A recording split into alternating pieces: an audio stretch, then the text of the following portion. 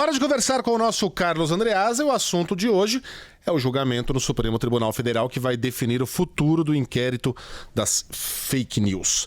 E aí, Andreasa, qual a sua expectativa? Bom dia para você. Bom dia pessoal, bom dia ao nosso ouvinte. Eu não sei quanto a vocês, mas eu vou fazer uma confissão aqui que pode ser entendida como uma perversão, uma tara minha, mas eu adoro, verdadeiramente adoro assistir a sessões plenárias do Supremo Tribunal Federal, de modo que podem pensar que eu sou um louco, que eu sou um tarado, um pervertido. Eu penso. Mas eu gosto. A gente não teve dúvida. Mas, sem dúvida. Você precisa de ajuda, Andreasa. A gente vai fazer uma intervenção em você. Eu estou aqui fazendo essa análise pública, me submetendo ao juízo de vocês, mas de fato eu gosto e estou ansioso para essa sessão de hoje. Como vocês têm visto aqui nessa coluna com grande frequência, é um assunto que me interessa muito, isso relativamente ao inquérito das fake news. Eu tenho páginas e mais páginas de anotações a esse respeito e chegamos ao dia 10 de junho em que o Supremo Tribunal Federal julgará uma ação que é, ainda do ano passado, apresentada pelo Partido Rede Sustentabilidade, algo como 10 dias depois da instauração desse inquérito de ofício, com todos os vícios de que tenho tratado aqui. Isso aconteceu em 19 de março, logo depois veio essa ação da Rede, estava parada e vem agora a plenário, puxada por um pedido do Procurador-Geral da República, Augusto Aras, pedido de suspensão do inquérito. É uma oportunidade muito importante para que o Supremo dê o que eu tenho chamado de choque de plenário, né? que se apresente para dar peso ao seu colegiado face às pressões decorrentes e aos choques corpo a corpo decorrentes do excesso de decisões monocráticas do Supremo Tribunal Federal, muitas delas sobre o ministro Alexandre de Moraes, que é o relator desse inquérito. E é muito engraçado, aliás, uma janela aqui, uma parte aqui, porque os bolsonaristas têm atacado imensamente Alexandre de Moraes, que é o relator, digamos assim, o executor do inquérito, mas eles poupam o pai da criança, né, que é o Dias Toffoli, dito aliado ou próximo do presidente Jair Bolsonaro. De qualquer maneira, a chance de o Supremo, e acho que essa vai ser a tônica e é a minha principal expectativa, como esse Supremo se apresentará para tratar dessa questão, se verificará mesmo a intenção de, aproveitando o questionamento, dar um choque de plenário, manifestação de união para validar, essa é a minha expectativa, validar esse inquérito que, como eu tenho dito, tem muitos problemas. A gente tem ouvido falar muito de união dos ministros do Supremo, a aproximação entre eles, por exemplo, Gilmar Mendes e Luiz Roberto Barroso, em função dos ataques ao Supremo, da defesa da democracia. Vamos ver se isso se manifesta, portanto, em discurso coeso, essa é a expectativa, nesse julgamento de hoje. Tem dúvidas, no entanto, porque eu tenho praticamente certeza de que o Supremo se manifestará pela constitucionalidade do inquérito, pela continuação do inquérito. A dúvida é sobre se deliberará ali a respeito de algum grau de modulação, de alguma restrição, de alguma delimitação. Seja como for, a minha impressão é de que os ministros, ou a formação de uma maioria, já chegará ao tribunal, ao plenário, com esse acerto feito sobre modulação, mesmo havendo internamente muitos ministros contrários a esse inquérito, que tendem a colocar isso de lado em prol como eu tenho dito, da união do Supremo Tribunal Federal. O tribunal deve, portanto, se manifestar pela constitucionalidade de o STF poder instaurar inquérito de ofício, sem pedido do Ministério Público, que é o titular da ação penal.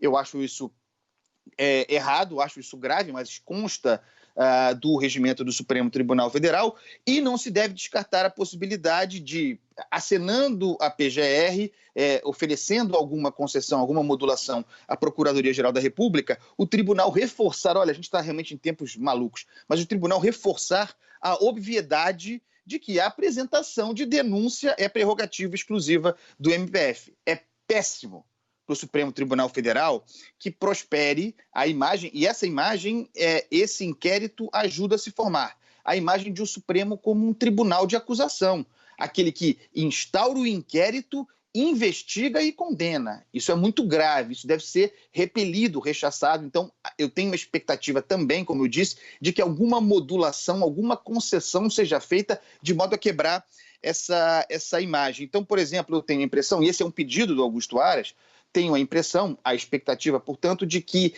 o Supremo convide, veja que loucura, convide o Ministério Público a chancelar, né, a bater o crivo, por exemplo, em casos de diligências, busca e apreensão, por exemplo. Então, a PGR começaria a participar desse processo, desse inquérito com maior carga. Por fim, seria muito importante, é o mais importante, mas é o mais difícil de acontecer também, vamos ver, que o STF tratasse de delimitar, de restringir, de minimizar aquele que eu considero, tenho falado aqui, o principal problema desse inquérito, que é o objeto da investigação. É muito amplo, é muito vago, cabe tudo ali. Na sua reivindicação, o Augusto Aras disse que o inquérito, ele tem razão, que o inquérito tem objeto cambiante e periodicamente modulado. A amplitude desse objeto, a sua elasticidade, é mesmo um convite ao autoritarismo. Cabendo tudo ali, cabe também a arbitrariedade, como aconteceu na censura à revista Cruzoé, no ano passado, dentro desse inquérito. Então é importante restringir esse objeto. Qual é o objeto? Não faz sentido, por exemplo, pessoal, que aquela fala do ministro da Educação, Abraham Weintraub, em 22 de abril, na famosa reunião ministerial, aquela em que ele chama os ministros do Supremo de vagabundos e prega abjetamente que fossem presos, não faz sentido que isso, que é um exercício de opinião nojento, mas que isso esteja contido num inquérito que investiga fake news. Pode ser um crime, o que disse Abraham Weintraub, merece ser investigado, mas tem outra natureza que não fake news. Então seria bom que o Supremo, por exemplo, nesse caso, desse um sinal também, desmembrando desse inquérito, instaurando outro, a possibilidade de instauração de outro, para investigar o caso de Abraham Weintraub. Eu estou falando aqui, portanto, de delimitação do objeto investigado. Acho isso muito importante. Talvez seja difícil de acontecer, mas a expectativa está aí. Vamos ver. O importante é um Supremo Tribunal Federal que tem tido muito peso monocrático, esvaziando o seu plenário, e que, quando vai ao plenário, tem tido decisões muito apertadas, que hoje, de repente, a gente tem uma surpresa, certamente consertada anteriormente, um tribunal coeso, votando em massa, com pouca divergência, pela continuidade do inquérito das fake news, como forma de defender o tribunal e também, nas palavras de Celso de Mello recentemente, o ordenamento democrático. Vamos ver como caminha, mas as expectativas são essas, pessoal. Andreasa, você compartilhou conosco aqui a sua tara bizarra por sessões do STF. Olá. Eu, hein? Olá, Andreasa. O Daniel, nosso ouvinte, que é psiquiatra, ofereceu seus serviços gratuitamente. Comunista, doutor Daniel Barros. Doutor Daniel Barros. Isso, Eu achei que era um Daniel. Não, doutor Daniel Barros. Pô, então não é qualquer psiquiatra, hein, Andreasa? Ofereceu serviços. Eu vou continuar apresentando minhas perversões aqui, de repente eu paro de Calma. E a gente recebeu também a mensagem do ouvinte Luiz Roberto Barroso, que mandou esse recado pra você, Andreasa. É uma pessoa horrível. Que gratuito, né? Que mais? Uma mistura do mal com atraso. Tem mais? E pitadas Ô, Megali. Peraí. psicopatia. Pitadas de psicopatia. Aí o ponto. Deixa o último proposta. Nenhuma. Diga, Andreasa. Não, isso aí é a versão musicada daquela famosa fala do ministro Barroso ao Gilmar Mendes. Gilmar. Né? E o ministro Barroso agora está gostando de mim. Né? Nós estamos em paz, em amor. Você está num momento bom? Depois de eu ter sido e ser muito crítico dele por várias decisões, então há paz e amor, não há perversão da minha parte nessa área aí, cara, obrigado. Sim, há controvérsias. Sabemos. Não é o que andam dizendo por aí, viu? Um beijo, Andreasa, até amanhã. Um beijo, chefe, você pode falar o que quiser de mim. Tá, viu? Aliás, falando em não tem nada de perversões aqui, mas da nossa cabeça nessa pandemia, saiu uma pesquisa, só rapidinho antes da gente falar aqui do Simão, saiu uma pesquisa falando dos nossos níveis de estresse e de sono dos brasileiros. Estamos mal, viu?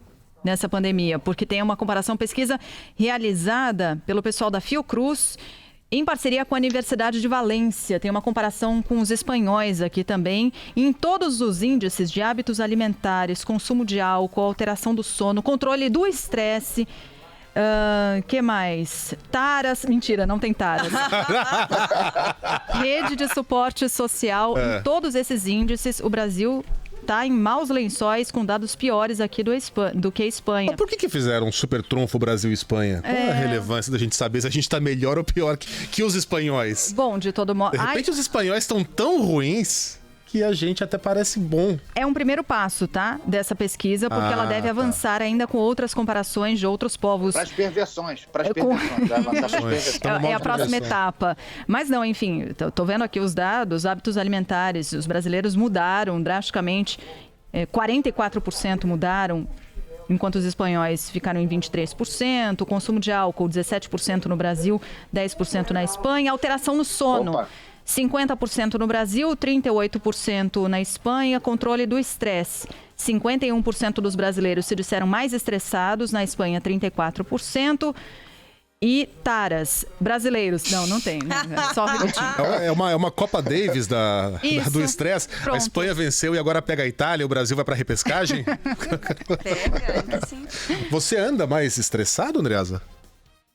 Eu acho que sim, mas eu durmo pouco, sempre dormi pouco, mas durmo como um bebê, sono glorioso e revigorante. Portanto, eu contribuo a favor do Brasil nessa pesquisa, mas contribuo contra o Brasil em matéria de consumo de bebida alcoólica. Então eu equilibro aí, tá tudo bem. Compensação em tara. Agora sim, um beijo, Andreasa, até amanhã. Beijo, pessoal. Beijo. É ódio, mau sentimento, mal secreto, me deixa fora desse seu mau sentimento.